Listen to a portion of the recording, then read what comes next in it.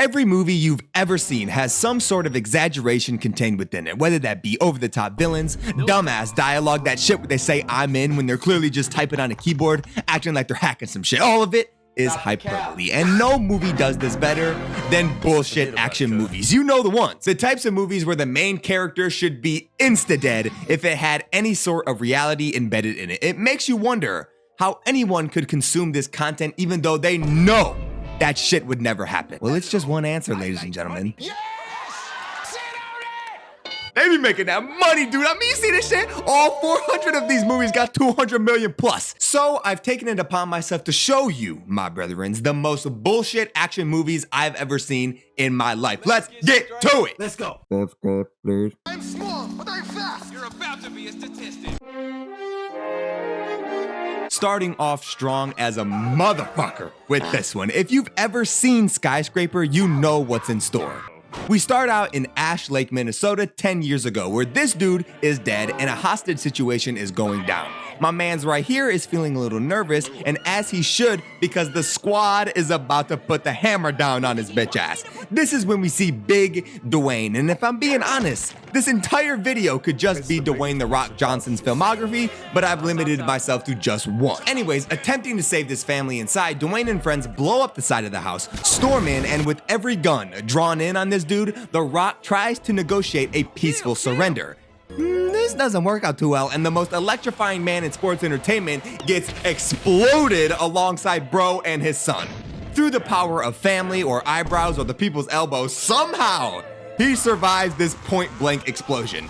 And I'm telling you guys this is the least crazy feat he did in this whole movie. We get flashes of surgery and his doctor, who I'm sure is going to be very important later on, and now we're in Hong Kong, where we get a beautiful title card. We learn that this dude, Xiaolongji, successfully built the world's biggest skyscraper, and everyone is glazing him for it. We fast forward a little bit and we see The Rock's family, containing the doctor, of course, and the main man himself alongside his two kids. Even though he was able to survive the explosion, he wasn't able to get off scot-free and lost one of his legs. Remember, for the rest of this movie, The Rock has one leg, okay? He's in the bathroom practicing some new language on his Duolingo shit as his wife gives him a pep talk. We learn that The Rock is afraid of failing, which is understandable considering. We say goodbye to the kids, hello to this dude named Ben, and now we're inside the world's tallest building, where these guys meet up with Xiaolongji, and during their meeting, we learn The Rock and his partner are safety inspectors. After they check and approve the offsite facility, the upper half of the Pearl will be able to be open to the public. But some shady shit is going down, ladies and gentlemen. Benny Boy is texting some unknown number, and the contact really says unknown. And The Rock is being brought into the Sphere, the most secret place in all of the world, a quote-unquote eighth wonder of the world. And it's really just a bunch of high-def screens. I don't know what the big deal is. And why is Xiaolongji leaving my guy in there? You know my boy does not know his way out, and he doesn't have the watch you were using. Anyways, as they get off the boat, Dwayne gets robbed, stealing his bag. Back at the Pearl, Doomfist punches through the wall, choking out this dude, and an entire team starts planting barrels in the basement. We see that Dwayne may have gotten robbed, but they weren't able to yoink the tablet because he put it in his jacket pocket. This is when Benny Boy calls Mr. Unknown, and there's no way The Rock can't hear him right now. Benny isn't even whispering or nothing, he's only like 2 feet away. This is when shit gets serious because Rock Jr. ends up having a stomach attack or an asthma attack, forcing the entire family to retreat back to the upper levels of the Pearl. And by the way those barrels were looking earlier, the Pearl is not gonna be standing much longer. And by the looks of it, neither is my brethren, because Benny Boy has now upped the cannon on The Rock. A fight breaks out, Ben steals his leg, still gets belt to ass, and ends up accidentally shooting himself in the chest. In his dying breath, Ben tells him that they want him dead, very vague, and the Pearl goes boom. Will gets tased, robbed again, and almost executed, but this time he gets bailed out by the police. He does some robbing of his own as he yoinks this police bike, and now we're at the offsite facility where everybody gets murked. And don't say it. Please don't say it. Please don't. We're in. They hack into the mainframe of the tablet, turn off all of the anti-fire protocols, and it gets down to business. The fire spreads, Xiaolongji caves and begins evacuation, and the one-legged man begins his climb. As he scales the crane right beside the Pearl, I remind you, the fire began on the 96th floor. In 1 minute, The Rock has climbed 96 floors worth of crane. This shot and this shot are only 1 minute apart. As he reaches the top, he starts monkey barring along the bottom of the crane, pulling himself up, and now we're in the control room. And for some reason, in the middle of Hong Kong, the control panel for this crane is all in English. What luck! He positions the crane towards the pearl, swings the crane hook into the windows, and he is going to do exactly what you think he's going to do. With military-grade weapons aimed in one leg, this motherfucker sprints and Spider-Mans his way into the pearl. How on earth does he still have the strength to pull himself up? Zhao Longji gets ambushed, the helicopter explodes, Dwayne does some first aid, repairing his leg by smashing it with a hammer, and now his family is being captured. But not for long, because Sarah is not playing these games. The Rock teleports to his wife, kills this dude, and they makeshift a bridge for the family to reunite. As his wife Sarah crosses said bridge, Dwayne holds the bridge up with his bare fucking hands. I'm dead ass. There's some street tier superheroes who couldn't accomplish this feat. Sarah and Henry successfully escape, but Georgia and Dwayne get captured again, and now he's getting tasked with opening this big giant vault door, or else his daughter takes a swan dive off the building. So now he's scaling down the pearl using another random contraption he made with rope, duct tape, and decorations. He Spider-Mans his way into the turbines, blows it up, and opens the door. You guys have got to watch this scene. Are we fucking serious, dude? He grabs onto his own leg and starts climbing rope. I'm trying to tell y'all this. Super powered heroes couldn't do this. Meanwhile, Zhao Longji tries to close the doors Mr. Rock fought so hard to open, but fortunately, his run-of-the-mill prosthetic leg is able to stop this billion-dollar safe door from closing. However, now he's at gunpoint, but Zhao Longji isn't a bad guy, y'all. He was just brainstorming. And now we're in this sphere where things get real confusing real quick. Sarah whoops this girl's ass, yoinks the tablet, and we're at yet another standoff, where obviously The Rock Sparta kicks this dude off the building. Sarah kicks in the anti-fire protocols, all three of them live, and the family is finally whole once again. An unbelievable movie. Hey, check it out. Marco. Uncharted is one of, if not the greatest video game franchise ever made, and the movie is a little cheeks, but it's definitely overhated. It's not perfect, ladies and gentlemen. I mean, the casting sucks a little, the pace is pretty fast, and to be honest, it's a little bit bland, especially compared to its source material. But at the very least, it matches the absolute bullshit that is Uncharted, because no matter which Nathan it is, video game Nathan, Holland Nathan, shit, even the 2018 fan film Nathan, all of them should be dead. We begin this journey upside down, starting off strong with this callback to Uncharted 3. Holland Drake crawls his way back up, then gets hit by a car, and now we're in Boston 15 years ago as little Drake almost falls out of this window.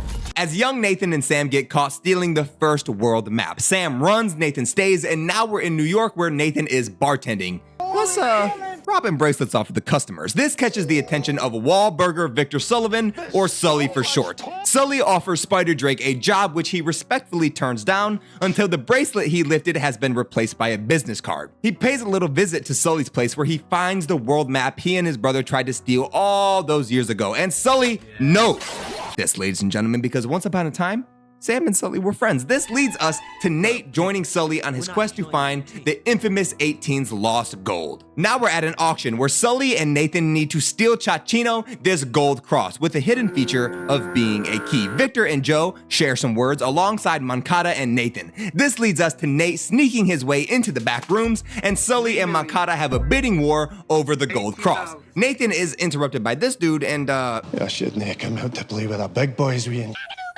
a fight breaks out. Nathan jumps off the balcony, causing a good enough distraction for Sully to slip the cross. Sully makes his way to the getaway vehicle where a less than happy Nathan is waiting patiently. But all is forgiven once Nathan gets his eyes on that cross. Now we are in fast travel mode to Barcelona where they meet up with Chloe, who of course does not trust Nathan. So she steals the cross right from under their noses and hits the jets. Nathan chases and all three of them realize that without one another, they would never find the gold. So now we're at a church. Over at Mankata HQ, Puss in Boots is questioning how smart of a decision it was to hire Joe instead of Sully. Meanwhile, Chloe, Nate, and Sully toast to friendship and family. Chloe and Sully discuss whether or not to tell Nathan what happened to his brother Sam, as Papa Mancada catches a karambit to the throat Chachino. Now it is nighttime, where the goon squad makes their way into the basement of the church and puzzles their way into 2 keyholes out of hiding. They insert the keys into the wall, almost die, try again, and boom, baby! More stairs. Sully goes up, Nathan and Chloe go down, and now we're in a nightclub where they both jump through this hole in the wall. They jump in just a little too deep because water is filling fast, and both of them need Sully to insert his key, but of course, Joe pulls up, guns a-blazing, and at the very last second, Sully is able to get the upper hand, saving both Chloe and Nathan. This leads us to both keys being needed in order to open this last door. Sully puts his faith into these two, and they find glorious, beautiful, filled, rich urns full of salt. And that's not the only thing full of salt, because Chloe headass has now upped the Glock on Nathan, even though he just saved her life 3 minutes ago. No honor among thieves. She pistol whips him, books it with the map found in the urns of the gold locale, and we learn that Sam Drake is actually dead Drake, which Nathan doesn't take too well. Chloe takes Joe's spot as #1 Mancada girl, and Nathan is ready to pack up and head home. As Nate reads the postcards his brother sent him, he realizes that he can't leave his brother's mission to these randoms and vows to finish what he started. Puss in Boots gets double-crossed. Chloe does not fit well into this new leadership role, and we have come full circle because Nathan is falling in the sky, where Chloe is the one to have hit him with a car. Using quick thinking, Chloe and Nate use the cargo parachute to safely make their way down. However, even if they pulled the parachute, look at how hard they hit this water.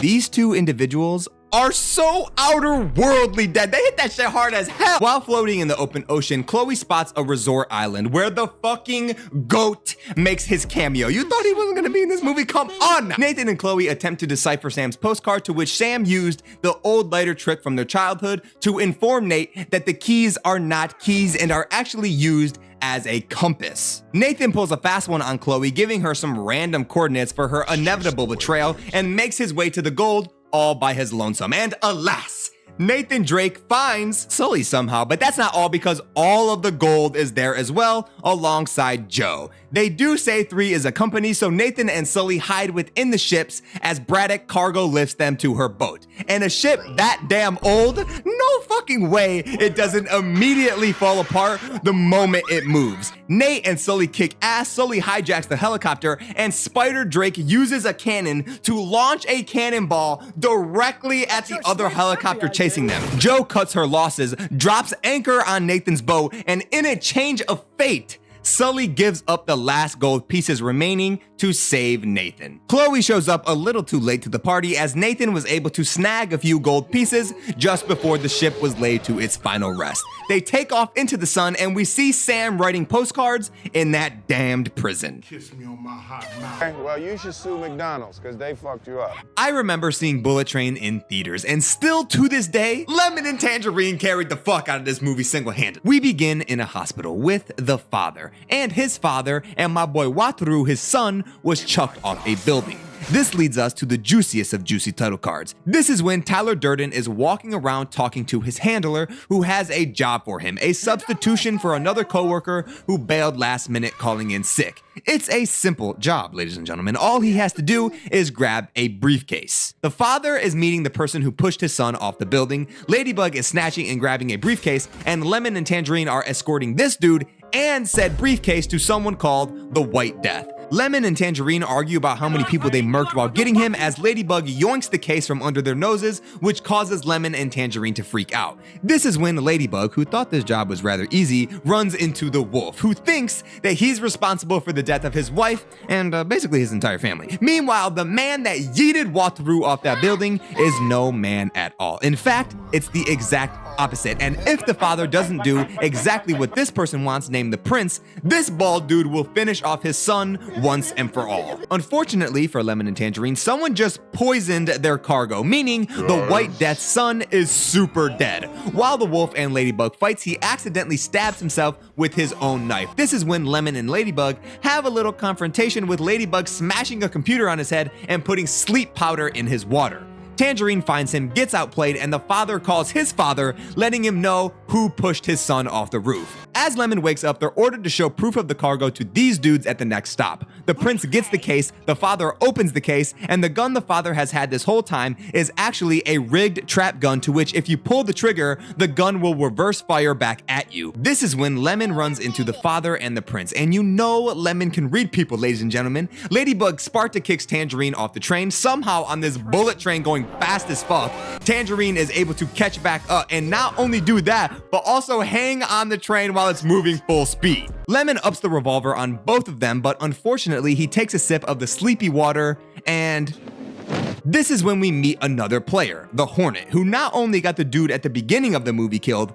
but also is the reason the whole Wolf's family got squad wiped. This is when Ladybug gets the second person in this movie to kill themselves with their own weapon. Tangerine somehow makes it back on board, finds Lemon, thinks he's dead, and finds the prince with Lemon's black train mark informing him that she's the most dangerous. He tries to end her, but Ladybug mistakes him for just trying to harm an innocent person, and no!